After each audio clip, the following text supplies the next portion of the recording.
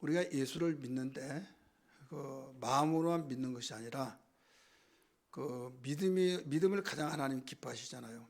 믿음이 없이는 하나님을 기쁘시게 할 수 없다. 그래서 믿음이 그렇게 중요한데, 믿음에 대한 이 뜻이, 믿음이 뭐냐? 믿는 것이 믿음이다.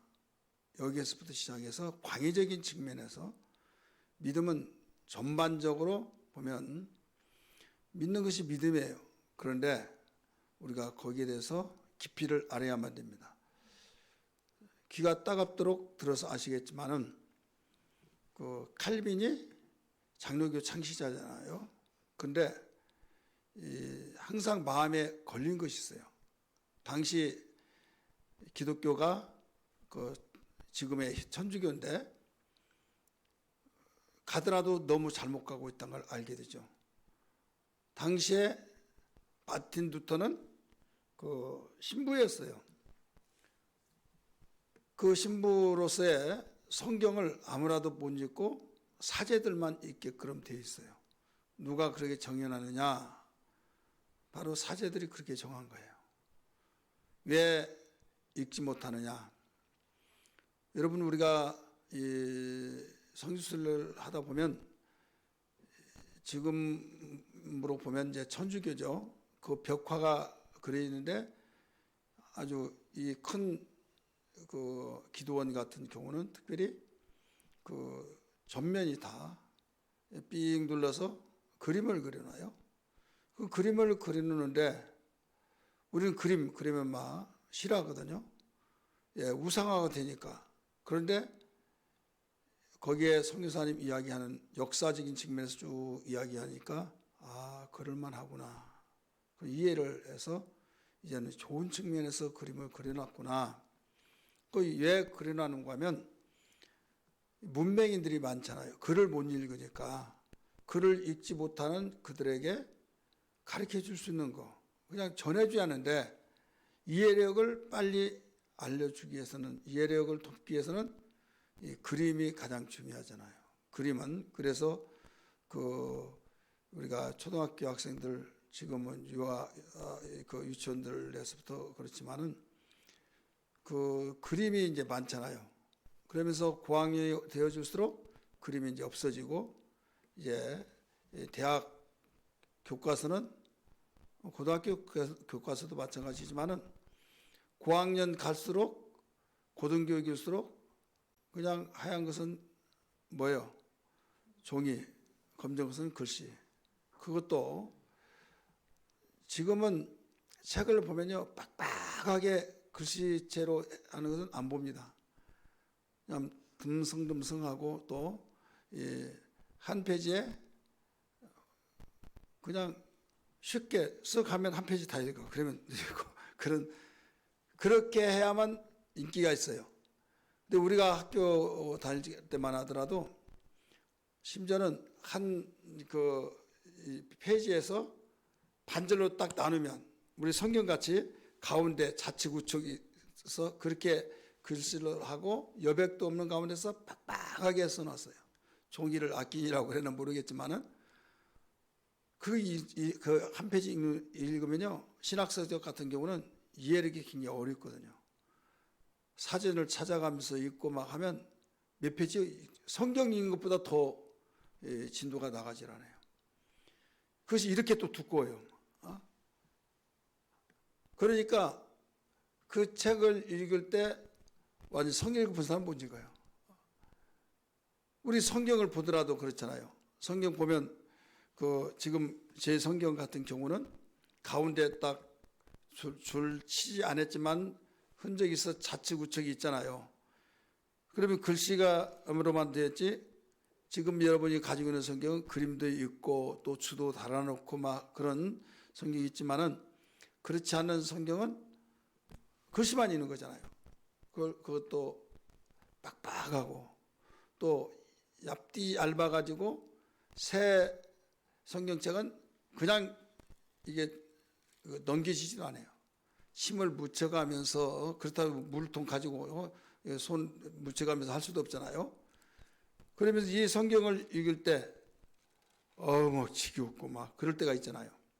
자, 그걸 보면 여러분 성경을 읽는 사람들은 고등학문을 같이 학문적으로 본다면 고등학문을 그 과정이에요. 그림이 있을수록 그 연령대가 낮아요. 낮으면서 왜? 심림제는 믿음은 어디에서 나요?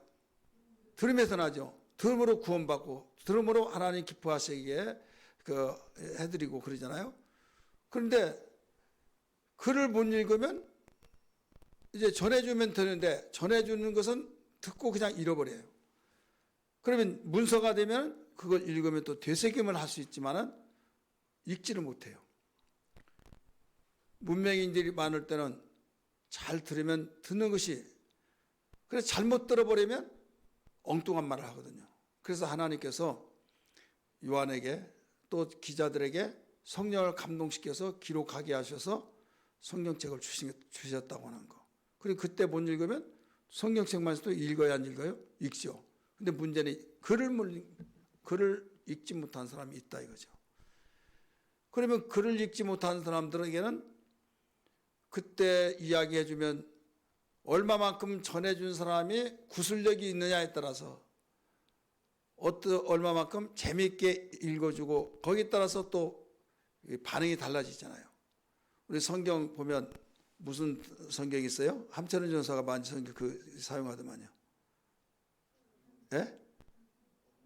서구가 딱 해가지고 읽고 그러잖아요. 드라마 성경이야? 예? 드라마 성경. 딱 틀어주니까 막 눈이 반짝반짝 빛나고 재밌다 막 그러죠. 똑같은 성경인데 그렇게 읽으니까 잘 들어오고 그냥 읽으면 또 딱딱하고. 그런데 귀는 배우나 안 배우나 글을 읽든 못 읽든 듣는 것은 다 열려져요. 그래서 그렇게 하다가, 근데 단점이 뭐냐면 못 배운 사람도 읽으니까 장점이잖아요. 그래 그 시간이 지나가 버리면 끝나는 거예요.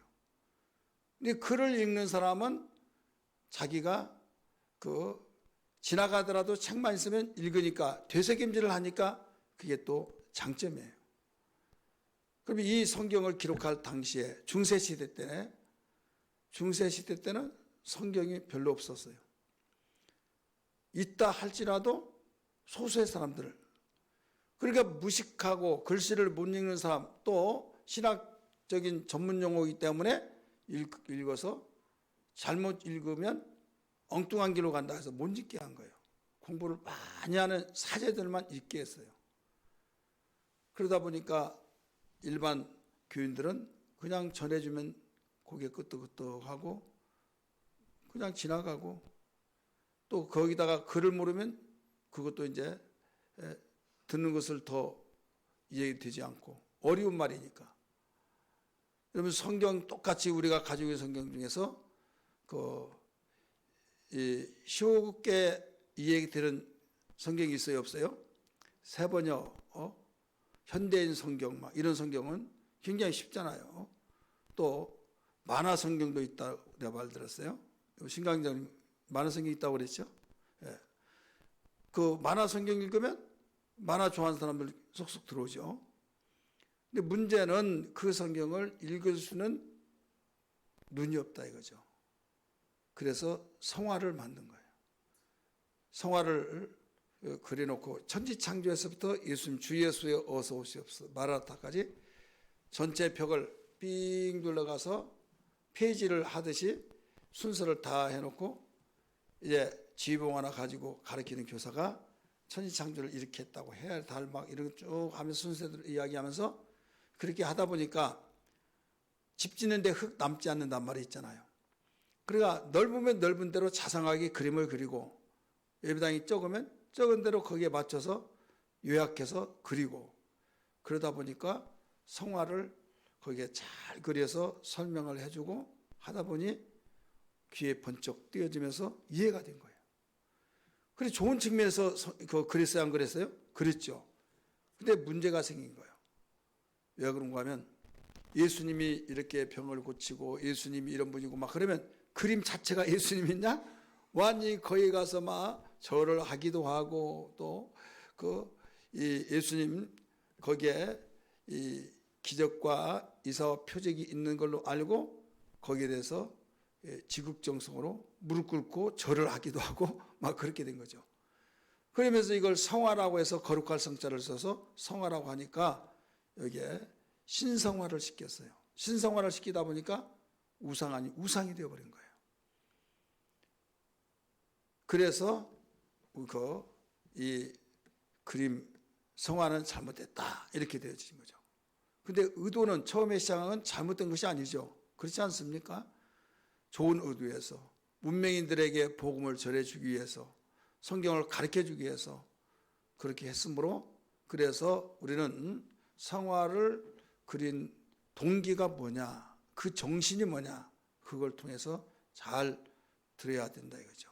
그래서 그 내용만 듣고 그건 글을 모르는 사람이 들으면 그 다음에 되새김질하지 못하고 끝내버린 것이 아니라 또 그 내용을 보고 싶으면 또 가서 들었던 말을 되새기죠. 지난번에 맞아 이 짚어가면서 이야기할 때 이런 내용을 이야기했어 여럿이 가다 보면 한 사람은 여기 뭐라고 말했지?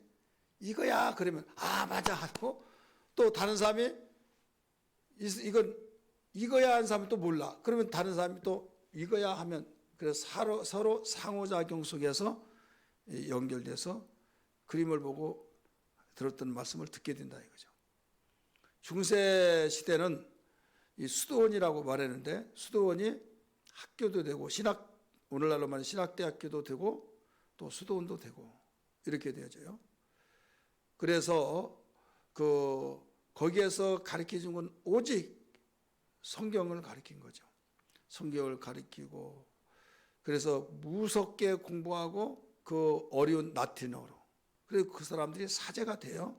그 사제가 되는 사람들만이 성경을 읽을 수 있는 권한이 있다 해서 막을 딱 쳐버린 거예요.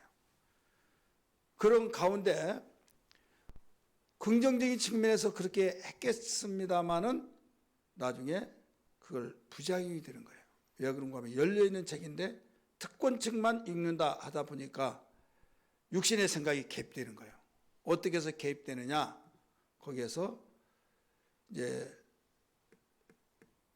베드로 성당 지으면서 너무 돈이 많이 들고 돈은 없고 지어야 하겠고 그래서 면죄부 사건이 나와요. 근데 면죄부 사건이 나오는데 다 그걸 그대로 받아들여서 아멘한 거죠. 여러분의 아버지가 지옥 같지만은 헌금을 하는 순간에 느는과 동시에 동전 같은 거면 짱그랑함과 동시에 지옥에 천국으로 올라가 버린다 이거죠. 만약에 성경이 있어서 누구나 다 성경을 소장하고 있다면 그 말을 믿을까요? 안 믿을까요? 안 믿죠. 그렇게 해서 두부장사 하듯이 딸랑딸랑 하면서 두부 사세요 하듯이 면죄부 사세요 면죄부 사세요 그러면 거기에 가격이 달라요.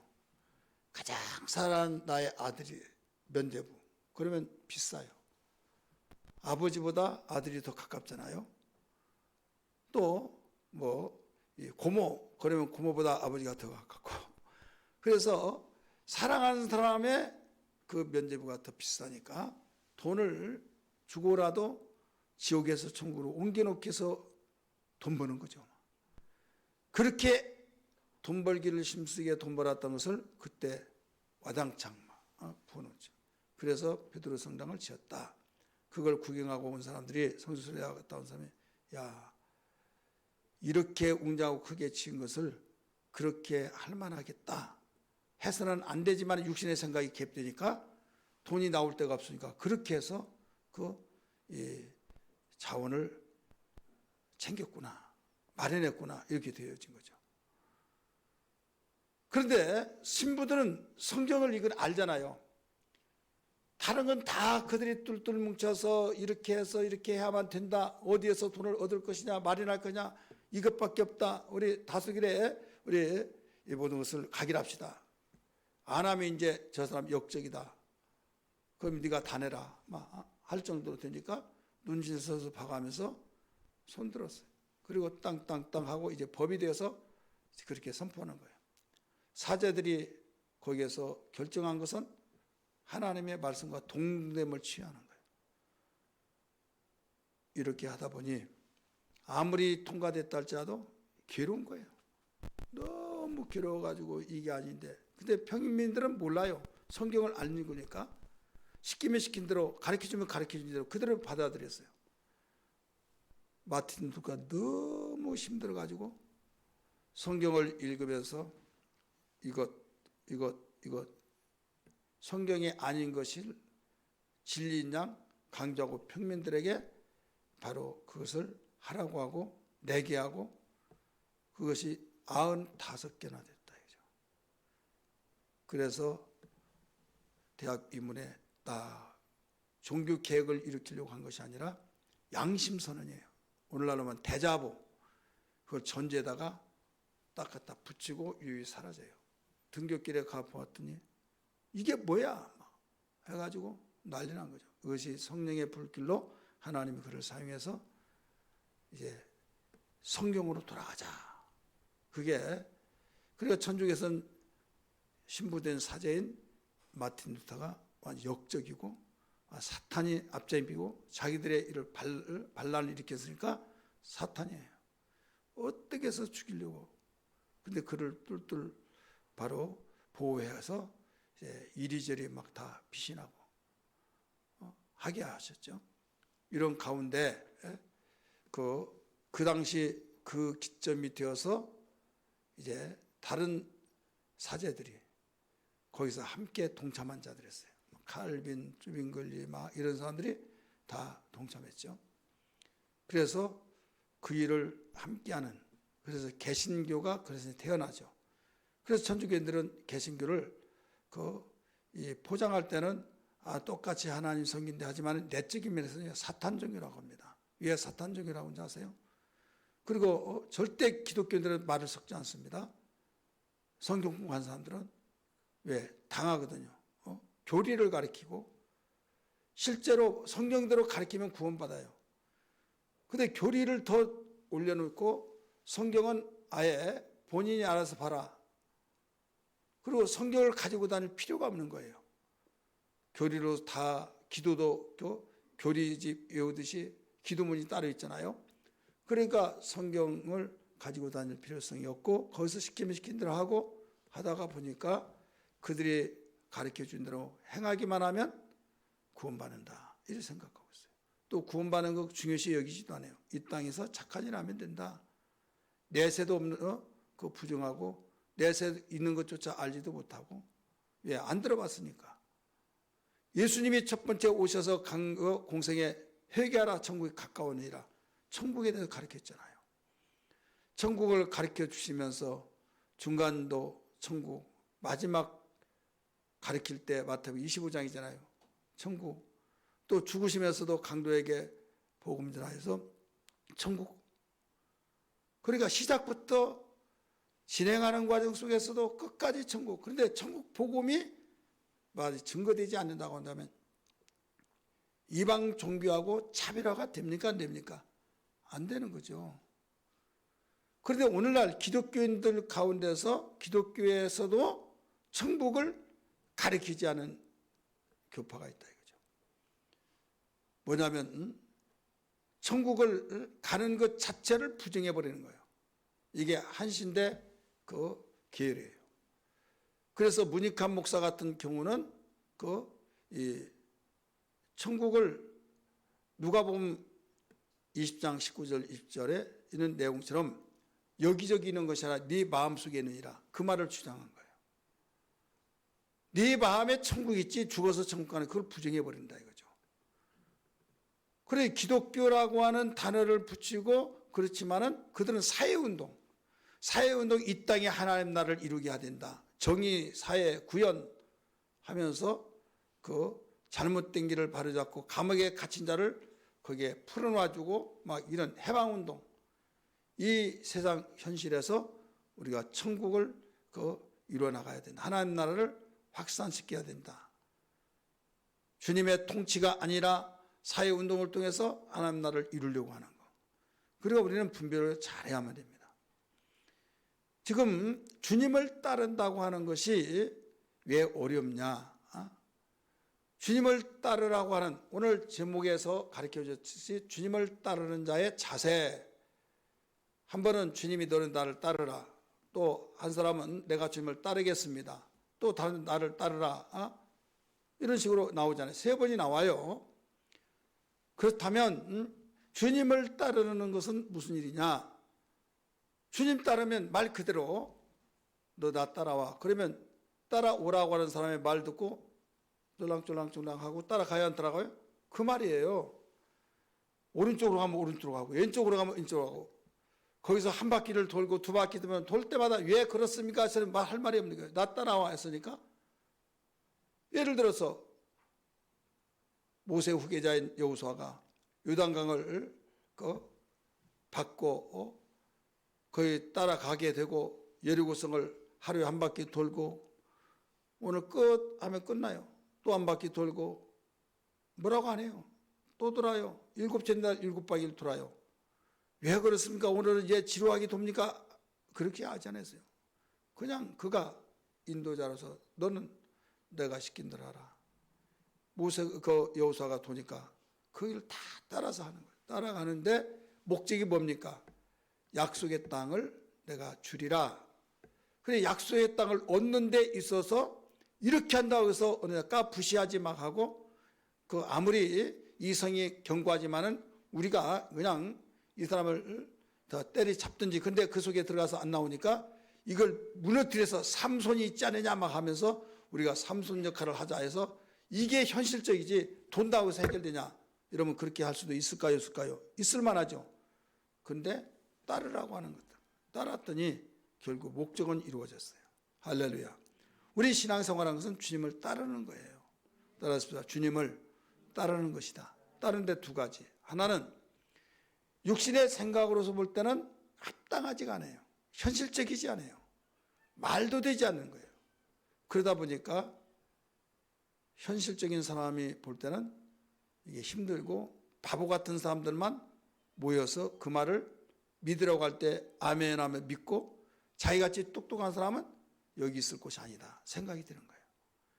그래서 다는 아니지만은 성령을 받지 아니한 사람들이 교회는 다녀야겠고 내가 그래도 이런 이 사회적인 위치가 있으니까 그런 사람들이 모이는 곳에다 가야 된다 해서 봤더니 어떤 사람들이 있는 곳이냐 과학적이고 현실적이고 모든 것들이 다 세상의 그 엘리트라고 하는 사람들이 그 모이는 그곳에 그들이 주장한 것은 사회적인 것하고 격이 생기지 않아요.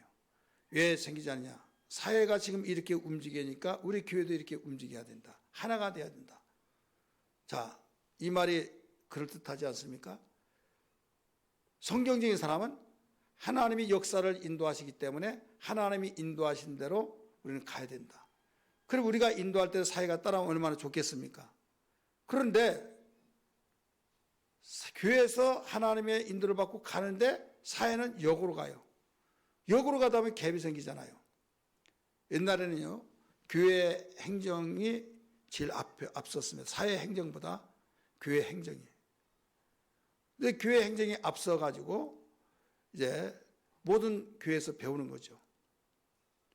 그러다가 이제 사회생활에서 이 군대가 창설돼서 군대 행정이 사회 행정보다 앞섰어요.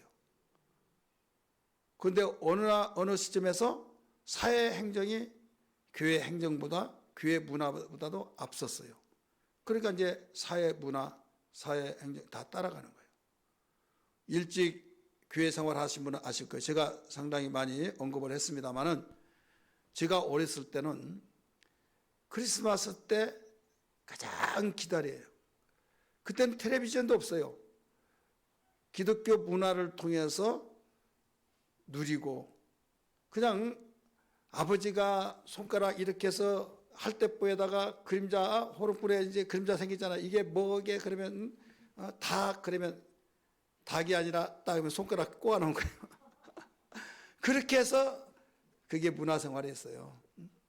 근데 교회 크리스마스 행사 가봤더니 그 당시는 선교사들이 이제 모든 것을 그 선진 문명에서 가지고 왔던 그 율동도 가르치고 또 선곡도 하고 막 그러니까 얼마나 잘했겠어요. 동네 사람 믿지 않은 사람이 와서 보니까 막 깜빡 나자빠진 거예요. 막 너무 좋아가지고 율동도 할 때 막 하늘에서 막 하늘에 흰눈이 내리듯이 반짝이가 내려오고 막 얼마나 재미있는지 몰라요. 그럼 교회 열심히 다닌 나한테 자리가 없으니까 완전히 자리가 모자라서 삥 예배당을 둘러서 거기에 창문 열고 옆에 이렇게 구경하고 까치발 들어서 뒤에서 이렇게 해서 보고 막 그랬거든요. 믿는지 않는 사람들도 막 거기에 들어가려고 몸부림치면서 야, 나 좀 데려다, 나 좀 그 자리 좀 잡아달라. 그러면 그때 평상시에 나를 미워했다. 너는 안 돼. 좋아하는 사람은 너는 돼. 알았어. 막 이런 식으로. 그게 우리 교회만이 아니라 어느 교회든지 다 그랬어요. 왜? 교회 아니면 율동도 볼 수도 없고 성극도 볼 수도 없고 재미있는 거 볼 수가 없는 거예요. 자, 그럴 때는 교회에 오라고 하고 교회에 전도하기도 쉬워요. 근데 지금은 이제 어렵습니까? 교회에서 아무리 재밌게 하더라도 텔레비전에서 일반 세상의 문화에 따라갈 수가 있어요, 없어요? 없어요. 이렇게 세상이 바뀌어졌다 이거죠. 그러다 보니까 거기에보다 더 앞서야 된다 하다 보면요, 앞설 수 있을까요? 여러분 빨리 진단해요. 앞설 수 없어요. 거기에 따라가기만 해도 잘한 거예요. 그러다가 보니까 계속, 그럼 그 세상의 급변한 가운데서 한번 문화가 그 히트를 쳤다. 그러면 거기서 머물러 있습니까? 계속 바뀌어진 거죠. 그러면 교회에서 세상 문화 따라가다 보면 참새가 황새를 따라가려면 뭐가 찢어져요? 다리가 찢어진데 원색적인 말하면 가지쟁이가 찢어져요. 참새는 쩌쩌쩌쩌쩌 하죠. 황새는 껑충 하잖아요. 그러니까 완전히 가지쟁이가 찢어져요. 기독교에서 세상 문화 따라가다 보면요, 그걸 부정한 건 아니지만은 똑같은 시간에 기도 시간에 그거 배우고 말씀 운동 시간에 그거 거기에 우선순위 되고 막 하다 보니까 벌써 이제 익숙해졌다 하면 또 다른 것이 나와요. 그러니까 영적 운동이 되어지지 않은 거예요. 자, 우리는 하나님께서 일러주신 나를 따르라 가르쳐 준 거예요. 나를 따르라. 주님이 가신 그 길을 따라가는 거죠. 이건 주님이 하신 말씀을 진리인 것을 믿기 바랍니다. 그럼 주님이 나를 따르라 했으니까 주님이 가는 곳, 그 주님이 우리에게 그대로 보여줬잖아요. 영이신 분이 너는 나를 따르라 말하고 이렇게라 저렇게라 하면 보여진 것이 없잖아요. 시범이라고 있잖아요. 군대 보면 훈련 받을 때 교관이 다 설명합니다.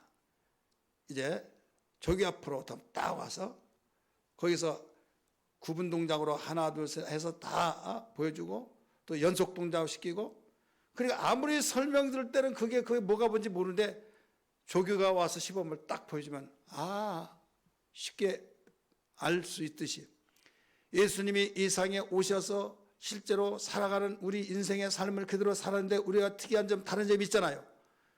예수님 말 한마디 한마디 그대로 다 되어버린 거예요. 그리고 사람들이 우르르 하면 그렇게 가는 것이 아니라 다른 사람이 다 간다 할지라도 내 아버지가 그렇게 말씀하지 않았다 하면서 아버지께서 말씀하신 데들은 말한다 하면서 아버지의 뜻대로 내가 행하러 왔다 하면서 아버지의 뜻이라면 그대로 가고 그렇지 않으면 안 가고 하면서 주님의 이 세상에 오셔서 아버지의 뜻에 의해서 움직이셨다 이거죠. 그것이 그리스도의 삶이에요. 따라서 예수의 삶, 그걸 보여준 거예요. 그러면 우리가 예수를 믿는다, 그 삶을 믿고 따라간 거고, 예수를 따라가는 것은 주님이 따라가는 그 삶을 따라가는 거예요. 그런데 오늘날 예수 믿으면서 주님이 따라가는 삶을 알지를 못해요. 어디에서 이렇게 하더라, 교회 많이 모이고 부흥되는 이렇게 하더라, 그래야만 부흥된다 하다 보니까 교회가 부흥된 것이 똑같은 일만 해서 부흥된 건 아니잖아요. 그 지역에서 그 문화에 먹히는, 또 그들이 바라고 있는 그런 사람들이 지역에서 이런 것이 먹혀서 여기에서는 안 먹힌 경우가 있잖아요. 그렇기 때문에 부흥된 교회가 역시 뭐가 다르고 달라라고 말이 맞지만은 거기는 한계점이 온다 이거죠. 기독교는 주님이 믿음의 주가 되어서 주님이 원하시는 것을 우리에게 나를 따르라 말씀하셨잖아요. 제자를 삼을 때도 그렇게 말했어요. 고기 잡는 어부 베드로를 향해 너는 나를 따르라. 너는 나를 따르라. 그렇게 하면서 주님이 모범을 보여주셔서 전도하는데도 이렇게 하라. 또 서로 시기 질투할 때에 서로 섬기라, 사랑하라 하면서 주님이 모든 것을 보여주면서 따라오도록 말씀하셨다 이거죠. 오늘 본문에서는 세 사람이 나오는데 그 세 사람에 대해서 모두 나를 따르라 라고 일러주시는데, 먼저 주님을 따르려면 어떻게 하느냐? 주소를 하늘에 둬야 된다. 한번 따라합시다. 주소를 하늘에 둬야 된다. 주님을 따르는 자의 자세. 먼저 57절 말씀 봅니다. 57절 누가복음 9장입니다. 시작. 길 가실 때 어떤 사람이 여짜오되 어디로 가시니 나는 따르리이다. 예수님이 가는데 예수님의 소문을 듣고 야 저분 따라다녀야겠다. 저분 따라가면 굶어 죽을 필요도 없고, 지금이니까 우리가 먹을 거 풍족하니까 그냥 웃으면서 들겠지만은요, 그 당시 먹고 사는데 너무 힘들었을 때 예수님 따라다니면 먹고 사는 데는 지장 없겠구나. 그래서 예수님이 오병이의 역사 있고 난 뒤에 임금을 삼으려고 했던 이유가 그런 것이었어요. 그래서 어쨌든 예수님을 흠모하니까 너는 나를 따르라 하지 않았더라도 여기에 57절에 있는 사람은 주님을 내가 따르겠습니다. 나는 주님을 따르겠습니다. 그런 거예요. 이때 예수님이 대환영 이렇게 말하지 않았어요. 인자는 머리 둘 곳도 없다. 이야기하시면서 뭐라고 말씀하세요? 여우도 굴이 있고 공중에 나는 새도 집이 있대 인자는 머리 둘 곳이 없다. 이런 말을 했어요. 왜 그가 예수님을 따르겠다고 했습니까? 예수님이 너는 나를 따르라가 아니라 예수님에 대한 소문을 들었어요. 예수님이 모든 행하신 그 모든 걸 봤어요. 그러니까 그분을 따라가면, 그분에 따라가 다니는 삶을 산다고 한다면 나는 근심 걱정 염려 없다. 보리떡 5개로 12방 5,000명을 모이고 그 많은 것을 남기고 굶어 죽을 이유가 있습니까? 주님이 어떤 병이 다 고치고 죽은 자도 살리니까 병들어 죽을 이유도 없죠. 그분만 따라다니면. 그래서 나는 주님을 따르겠습니다 라고 57절에 가르쳐 준 거예요. 그 중심을 아시고 예수님이 말씀하신 거예요. 여우도 굴이 있고 공중에 나는 새도 집이 있는데 인자는 머리 둘 곳이 없다. 이렇게 이야기해요.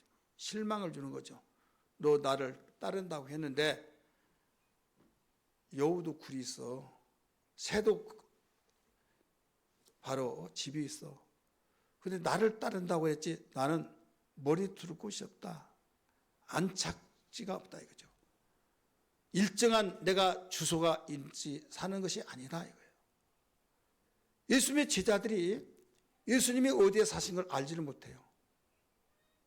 그래서 아버지 하시고 그런데 선생님 도대체 아버지가 어디 계신지 우리에게 좀 보여주세요. 이렇게 말했잖아요. 집에 가서 보면 아버지가 있고 집에 어디에 있는 걸 날마다 너희들 먼저 가라. 예수님은 기도하러 가시고 또 몇 시까지 와. 그러면 와서 또 사역하시고, 그리고 아버지 하니까 아버지 좀 보여달라. 이 말은 집을 좀 보여주세요. 아버지는 어디 있어요? 예수님이 아들로서 아버지 집에 있잖아요.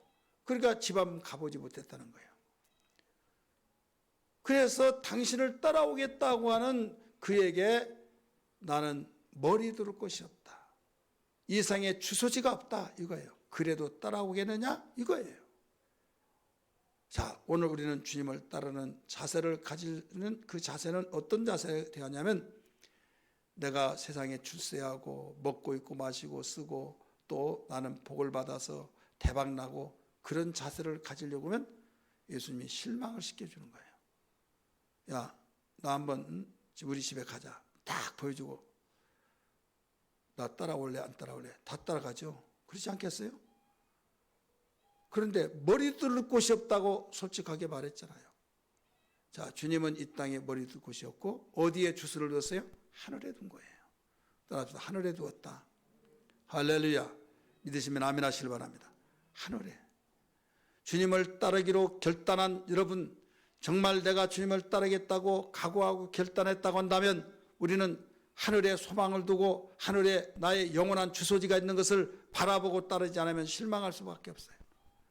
예수 믿음과 동시에 내가 따르겠다고 하는 그 동시에 내가 없는 것이 있게 되고 더 나아가서 무지한 자가 유식하게 되어지고 또 내가 소원이 다 망가지고 절망됐던 사람의 소망을 갖고 일이 잘 되고 잘 풀려져서 내가 예수님 따랐더니 이렇게 복을 어마어마하게 받았다 보여주고 싶은 그런 심정 속에 따르겠다고 하다가 여러분 결국은 그게 보여지지 않으니까 나 실망했다고 하면서 포기하는 주변의 사람들이 어렵지 않게 많이 보잖아요. 전도하다 보면 널려 있잖아요. 언제가도 말했잖아요. 어느 집사님이 전도하는데 목사님 사모님인데 어디로 갔냐? 하나님의 교로 가버렸어요.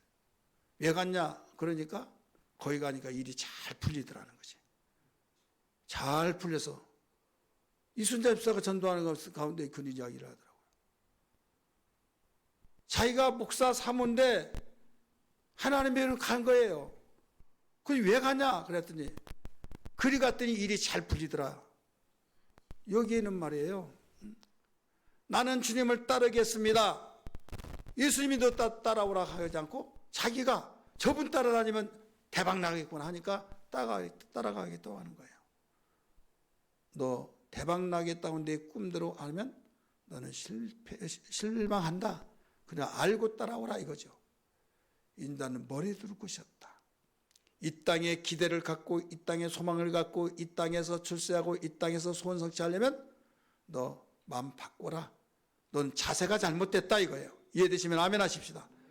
분명히 할 것은 하늘의 주소를 가지고 따라가라.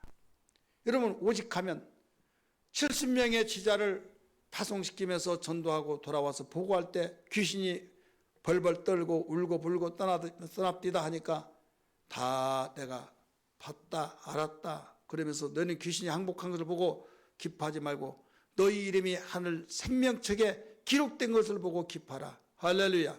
믿으시면 아멘 하시기 바랍니다. 이게 주님을 따르는 자들의 자세가 되어야 될 줄 믿습니다. 이게 1순위가 돼요.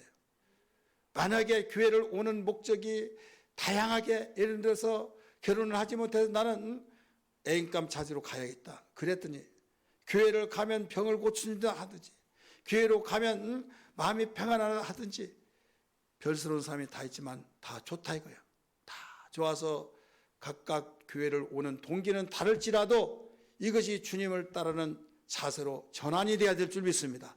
전환이 되어서 우리 주님이 가르쳐 주신 대로 따르는 자의 자세가 바르게 세워지지 않고는 오래 갈 수가 없다. 이 자리에서도 여러분 내 자세가 주님을 따르는 자로서의 바른 자세인가를 확인하여 보시기를 바랍니다. 두 번째 어떤 자세를 가져야 하느냐 59절 60절에 가르쳐 주는데 우선순위를 분명히 알아야 된다. 첫 번째는 주소를 알아야 된다. 우리의 주소는 하늘에 있습니다. 할렐루야. 그래 하늘의 주소를 가진 사람은 따라갈 자세가 되어진 거예요. 그 다음에 우선순위를 가질 줄 아는 사람이 주님을 따를 수 있어요. 59절 한번 읽어보세요. 시작. 또 다른 사람이잖아요. 다른 사람이 나를 따르라 하시니 그가 이르되 나로 먼저 가서 내 아버지를 장사하게 허락하옵소서. 여기서는 앞에 사람은 51절에 있는 사람은 어떤 사람이에요? 내가 주님을 따르겠습니다. 그래서 나는 주님을 따르겠습니다. 자원했던 사람이고 59절에 있는 사람은 다른 사람에게 너는 나를 따르라. 주님이 따라오라고 말씀한 거예요. 그렇기 때문에 내가 좋아서 주님을 따르든 주님이 나는 신인데 불러서 따르든지 간에 주님을 따르는 것은 똑같아요. 똑같은데 자세도 똑같아야 될 줄 믿습니다. 근데 우선순위가 필요하다는 걸 가르쳐 준 거예요. 자, 여기에서 내가 주님을 따르겠다고 주님이 따라가니까 그러면 내가 따르겠습니다 이거예요. 그런데 먼저 가서 아버지를 장사하게 달라고. 장사 60절을 알지 못하면요, 장사하니까 돈 많이 버는 장사로 생각할 수 있어요. 그런데 60절의 말씀 보니까 그런 장사가 아니죠. 아버지가 돌아가셨다 이거죠. 죽으셨다 이거죠. 근데 장사를 지내고 그 다음에 와서 그 주님을 따르겠습니다 이 말이에요. 근데 예수님이 그걸 그렇게 하라 이렇게 했으면 얼마나 좋겠습니까? 그렇게 말을 하잖아요.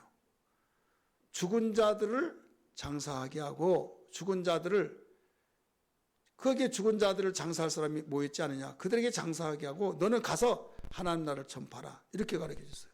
자, 이렇게 보면요, 우리가 인간적으로 볼 때 야, 너무하신다. 예수는 피도 없고 눈물도 없는 분이다. 이건 윤리적으로 상식적으로 이건 맞지 않는 말이다. 우리 나와요 안 나와요? 생각이 되겠어요 안 되겠어요? 다른 일이 아니에요.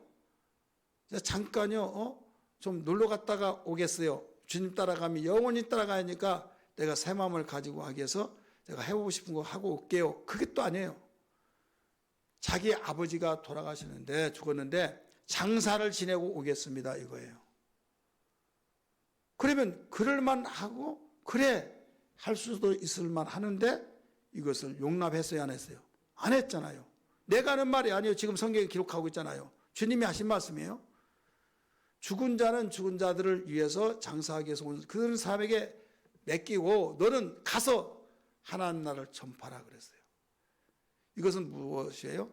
장사 지낸 것이 1순위냐 복음을 전파하는 것이 1순위냐 이거예요. 우선순위가 뭐냐 이것을 의미해 주고 있는 거예요. 우선순위를 먼저 알지 못하면 절대 나를 따를 수 없다 이거죠. 자, 세상에 살다 보면 급변한 사회생활 속에서 해야 할 일도 많고 또 사업하는 사람은 사업에 우선순위가 있잖아요. 더 나가서 또 내 취미생활도 있고 뭐든지 교회 다니고 예수 믿으라면 시간이 없어서 못한다고 그런 사람들을 어렵지 않게 들어요 안 들어요? 듣잖아요. 그러면 그 사람은 시간이 없고 교회 다니는 사람은 그 사람 눈에 볼 때는 시간이 남아돈 사람만이 예수를 믿고 교회 생활하는 걸로 착각하고 오해하고 있다 이거죠. 그래야 시간이 남아도니까 예수 믿는 사람은 시간 남아도는 사람이 여가 생활 중에 한 부류에 속한 사람으로 인정하고 있다 이거예요. 사실 그래요? 아니잖아요. 오히려 예수 믿는 사람보다 더 바쁜 사람이 있어요? 없잖아요. 예수 믿는 사람은 시간이 없어서 시간이 남아서 심심해서 시간 보내기 위해서 교회 나와서 전도하고 교회 나와서 봉사하고 그게 아니잖아요. 이게 1순위다. 이게 우선순위다. 이걸 알기 때문에 하는 거예요. 아멘 한 사람이 아니 어려운 말이에요? 어려워요? 우리 예수 믿기로 작정하고 예수님 믿고 따르기로 작정해서 여기까지 왔잖아요. 믿으시길 바랍니다. 나고자 되지 않기를 바랍니다. 그러면 다양하게 지금 가르쳐주고 있어요. 한 사람은 자기가 자원해서 나는 주님을 따르겠습니다. 50절에 있는 사람 그에게 말했어요. 또 예수님이 가다가 너는 나를 따르라.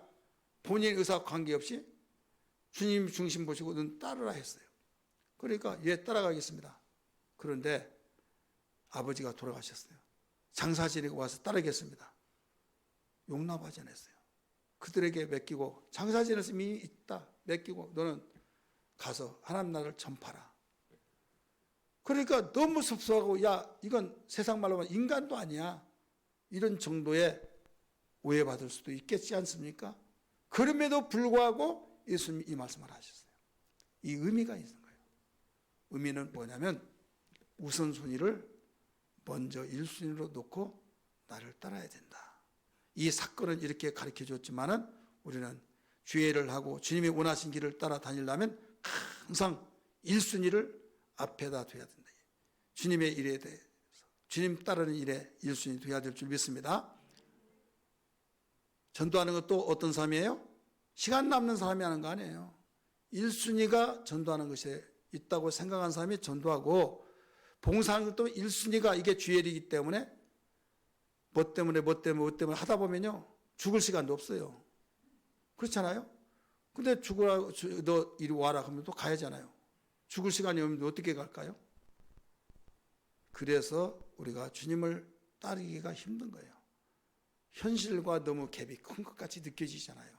만약에 그렇게 하면 미쳤느니 뭐하느니, 애비도 없고 부모도 없고 조상도 없고 막 다 이렇게 생각하잖아요.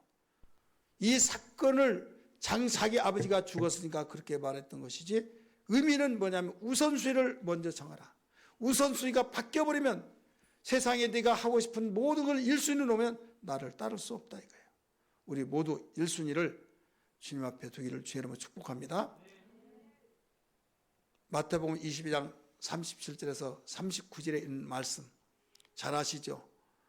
마음을 다하고 성품을 다하고 뜻을 다하여 주 너희 하나님을 사랑하라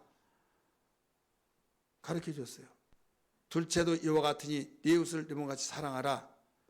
사랑은 다 좋은 거죠. 하나님도 사랑하고 이웃도 사랑하고. 그런데 사랑하는 것도 순서가 있다 이거죠. 사람들의 세계는 누구를 먼저 사랑해요? 이웃을 사랑해요. 부모를 먼저 사랑하고 자식을 먼저 사랑하고. 그래야 통해요. 그래야 핍박받지 않고. 그런데 하나님께서는, 우리 주님은 하나님을 1순위로 사랑하는 거예요. 이걸 꼬아서 말하지 않았어요. 첫째다, 둘째다, 순을 완전히 여기서 가르쳐 주시잖아요. 이는 첫째 되는 사랑이다, 둘째 되는 사랑이다 가르쳐 주셨잖아요. 다른 부연 설명이 필요 없는 거예요. 그러면 우리에게 믿음의 주상인 아브라함이 이걸 가르쳐 줬잖아요. 보여줬잖아요. 25년 만에 약속을 하신 지 25년 만에 민족을 일으키겠다고 하신 하나님이 아들 하나 줬어요. 달랑 하나. 근데 웃음이 없는 그 아브라함 가정에 웃음꽃이 피어서 살만하고 너무 행복하게 사는데 느닷없이 청천날비락처럼 독자 이삭을 내게 번제로 바쳐라 라고 말한 거예요. 사탄아 물러가라 할 수도 있어요. 왜? 하나님이 주시는데 이건 아니야, 내가 잘못 들었어요. 하나님 잘못 들었죠? 자기가 하고 싶은데 아닌 것 같으면 하나님 이게 잘못된 거죠? 사탄의 역사죠? 하고 그렇게 할 수도 있겠어요? 없겠어요? 있겠죠. 그런데 그는 그것을 1순위로 여겼어요. 드렸어요. 이때 하나님이 그걸 보시고 하나님이 급하게 부르지 않았더라면 그는 목이 날아갔어요. 아브라함 칼을 들고 막 치려고 내치려고 할 때 아브라함 칼을 멈춰라, 뒤를 찾아보라. 진심으로 그는 목을 치려고 했다 이거죠. 하나님이 내게 명령하셨다. 이때 정말 나를 이렇게 사랑하는구나 해서 그는 여호와 이레로 양을 준비하신 것이죠. 그래서 창세기 22장 12절에 천사를 통해서 하나님의 사자를 통해 이렇게 가르쳐 줬어요. 네가 이제야 나를 경외한 줄 알았노라. 알았어요. 이제야. 그럼 그 전에는 존재하신 분이 왜 몰랐을까요? 알아요. 알지만은 실제적인 행동으로 보여줬다는 거죠. 그렇기 때문에 우리는 여기에서 분명하게 1순위가 뭐고 2순위가 뭐다. 1순위 하나님 사랑, 2순위 이웃 사랑. 여기서 이웃 사랑은 부모, 형제로부터 이 땅에 있는 모든 사람들을 말하고 있어요. 부모로부터 시작해서 가정을 중심해서. 그런데 죽고자 한 자는 살 것이요 살고자 하는 죽으리라. 내가 살기 위해서 하나님도 등지고 버리면 살 것 같은데 결국 망하고, 내가 망할지언정 주님을 위해서 망하리라 한 사람은 망할 것 같지만 망하지 않고, 이것은 성경이 증거하고 있는 걸 믿으시길 바랍니다. 이런 자세가 될 때만이 온전하게 주님을 따를 수 있다 이 말씀이에요. 주님 뜻대로 살기로 했네, 주님 뜻대로 살기로 했네, 주님 뜻대로 살기로 했네. 뒤돌아서지 않 이 세상 사람, 이 세상 사람 남 몰라줘도, 이 세상 사람 남 몰라줘도, 이 세상 세상 사람 남 몰라줘도 서지 안 세상 등지고 세상 등지고 십자가 보내 세상 등지고 십자가 보내 세상 등지고 십자가 보내 뒤돌아서지 않겠 뒤돌아서지 않겠네.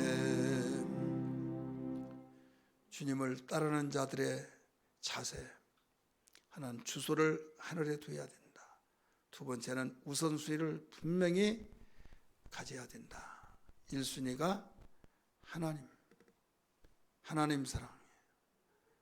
그 사랑을 통해서 이웃사랑이 제대로 될 수 있는데, 육신의 생각은 이웃사랑을 해야 하나님께 영광을 누리고 야 저렇게 믿어야요 하지만은 발전소에서 전기를 보내주지 않는데, 아무리 전기를 잘 사용해서 이렇게 하지 않는데 전기가 안 들어오는 걸 어떻게 해요? 원리를 알아야만 됩니다. 그래서 예수님이 극단적인 오해를 할 정도로 말씀을 했지만은 그들에게 실망시켜 주지 않았어요. 독자에서를 바치라, 정말 바치려고 했잖아요. 근데 완전히 목이 덜건 끊어지도록 놔뒀어요? 아니잖아요. 막 끊어버리려고 할 그 순간에 아브라함아 얼마나 다급했든지 하나님이 다급한 건 거기에 나와요. 막 아브라함아. 근데 어떤 사람 생기죠. 아브라함아 충청도 사람처럼 아버지 돌 굴러가유 할 때야 벌써 돌이 꽝 해서, 하나님이 그런 분 아니다니까요. 아브라함아 그렇게 안 해서 얼마나 다 아브라함아 막 번개치듯이 말씀했어요. 칼을 멈춰라.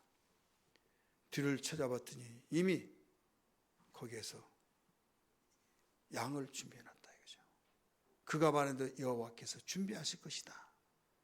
하나님이 다 갖춰놓고, 하나님이 그렇게 무정하고 하나님이 정말 비인격적이고 그런 분이 아니란 걸 보여줬잖아요.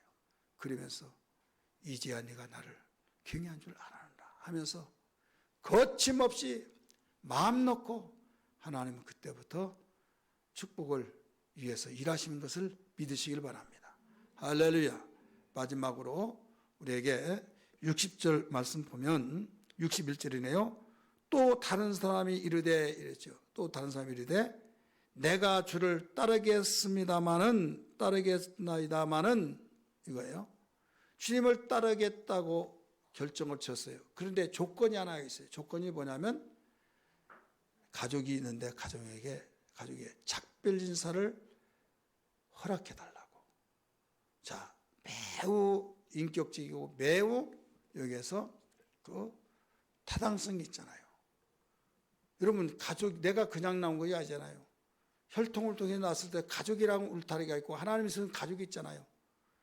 그러면 예수님이 신사적으로 인격적으로 그래 작별 인사하고 오라 그렇게 해야만 옳습니까? 아니면 안 돼 하고 잘라버리는 것이 옳습니까? 갈등이 일어나네요.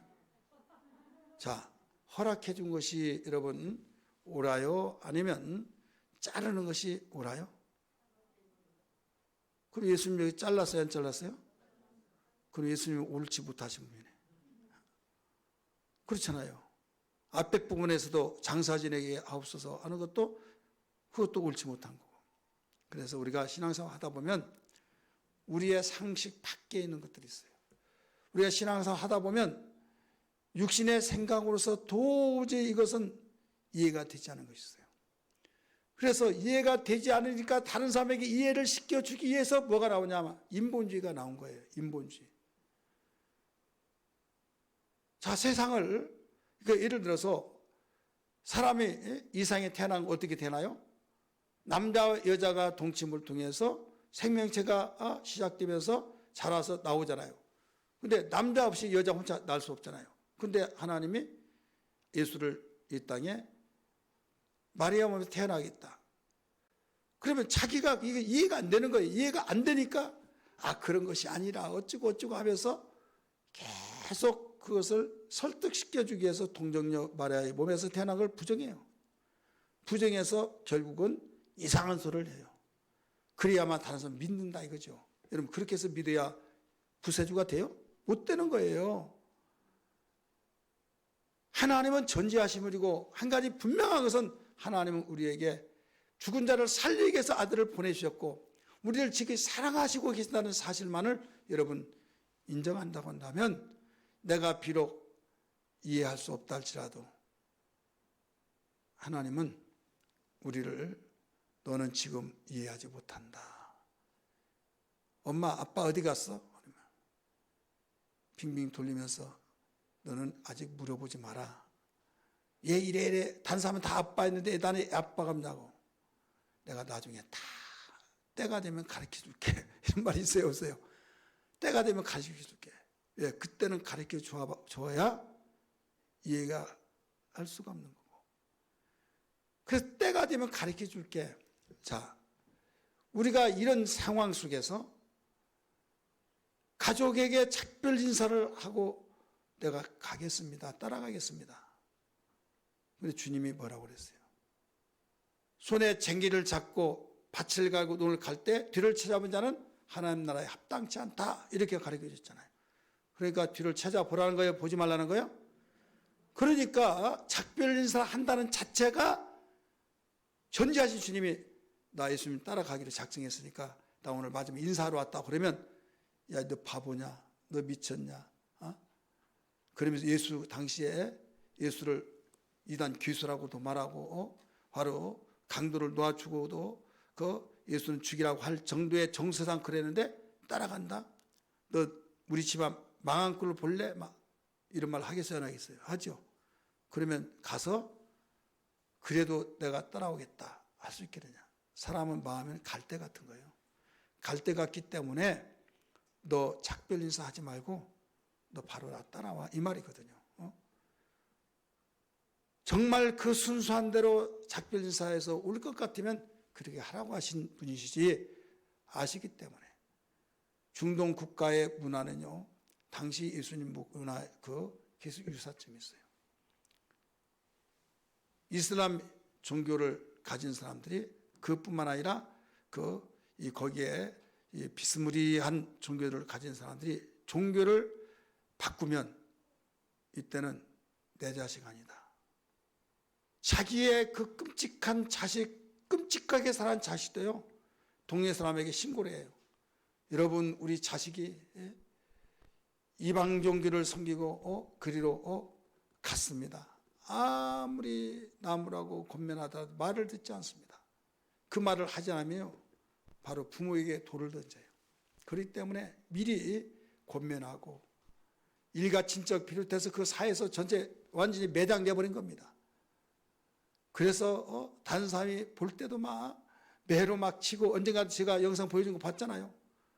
매로 치고 막 떼굴떼굴 둥글고 어디 나무 꺾어놓은 거 마르니까 그거 갖다 놓고 막 불 질러버리니까 이게 뭐냐 뭐라고 하는지 알아듣지 못해서 제가 그 동영상 보내준 사람한테 물어봤어요. 이게 무슨 내용인지 우리 알아듣지 못하니까 해석해서 보내달라고 그랬더니 그 동네 사람에게 그 종교를 바꿔가지고 기독교로 돌아가면서 그 이야기했더니 권면하고 안 되니까 매로 치고 매로 치다가 안 되니까 불태워 죽여버린 거예요. 자기 자식을. 그런 정서 속에 옛날 우리나라도 미신 섬겼을 때 어떤 일이 있었어요? 미신이 그 지역에 완전히 유지고 그 하나님이에요. 신이 노예하신다 하면서 이 동네에 신께서 딸을 원하신다. 그러면 그냥 벌벌벌 떨면서 이제 구슬을 하죠. 구슬하면서 다 해서 딱 하면서 점을 찍는 거예요. 점지. 그래서 딱 찍으면요. 근데 금쪽 같은 내 새끼 점지 한번 딱 점쟁이가 찍으면요. 내놓아요. 그래서 무당 거기 가서 막 신고 다니면서 그 귀신에게 드려지면서 산 제물로 주고. 여러분 세상 종교도 그랬다 이거죠. 그랬을 때 이 영향 속에 그 당시 그러면서 설득하면서 이래라 저래라 하면 여러분 사람의 감정이 있는데 부모에게도 효도하고 공경해야겠고 내가 조용히 하면 우리 가정이 평안할 텐데 가서 작별 인사하는데 어디로 가려고 그러냐. 나 예수님 따라간다. 그럴 때 얼마나 산만하겠느냐 이거죠. 그래서 쟁기를 찾고 뒤를 찾아본 자는 내게 합당하지 않다. 쟁기를 질을 하는 사람은요, 앞에를 쫙 볼 때 자로 그은 것처럼 빤듯하게 밭이든 논이든 갈려져요. 그런데 뒤를 찾아보면요, 삐뚤빼뚤해가지고 이거 누가 가서 초보자는 걸 알 수 있죠. 우리의 신앙은요, 주님 바라보는 거예요. 금년 표가 뭡니까? 오직 주만 바라볼지어다. 할렐루야. 우리 주님은 그런 의미를 가지고 있었기 때문에, 아시기 때문에 작별 인사를 금지한 것이지, 정말 그래 잘했다 축하해 줄 것 같으면 왜 작별 인사를 금지하겠습니까? 그런데 보라, 여기 금지했다. 그러니까 나는 작별 인사 안 하러 하지 않겠어.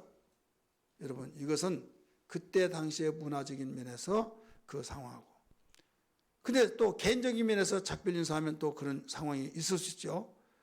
그래서 합당하지 않다. 그 뒤에 62절이 핵심이 무슨 뜻인가를 가르쳐 준 거예요. 예수께서 이르시되 쟁기를 잡고 뒤를 돌아본 자는 하나님의 나라에 합당하지 아니하니라 말씀했죠. 그러니까 갈팡질팡하면서 주님을 따를까 말까 할 때 여러분 합당해요? 합당하지 않죠. 작별 인사 그 자체가 했다 안 했다 그게 중요한 것이 아니라 바로 작별 인사해서 마음이 동요가 되어서 내가 결단했던 것이 식어지고 주님을 등지고 없는 걸로 합시다 해버리고 끝나버리면 하나님 나라에 합당하지 않다 이거예요. 오늘 우리는 주님을 따르는 자의 자세 세 가지, 세 종류의 사람에게 다 낱낱이 가르쳐 주셨죠. 하나는 뭐라고 했어요? 주소지가 분명해야 된다. 우리의 주소는 하늘에 있다는 걸 믿기 바랍니다. 두 번째, 우선순위가 분명해야 된다. 세 번째는 뭐가 여기서 핵심이에요? 오직 주만 바라보라 이거예요. 오직 주만 보라. 주님만 바라보야만 주님을 따라갈 수 있다. 그런데 갈팡질팡하면서 세상도 좋고 이것도 좋고 취미생활도 좋고 이것은 재미없어. 무슨 재미로 내가 살아? 이 사람은 하나님 나라에 합당하지 못합니다. 따라합시다. 오직 주만 바라보는 자. 주님으로 인하여 기뻐하고 주님으로 인하여 평화하고, 그래서 내 기쁨을 너에게 주노니 내 평강을 너에게 주노니, 그래서 주님 안에서의 행복을 누릴 줄 아는 자세가 되어진 사람만이 끝까지 갈 수 있을 줄 믿습니다.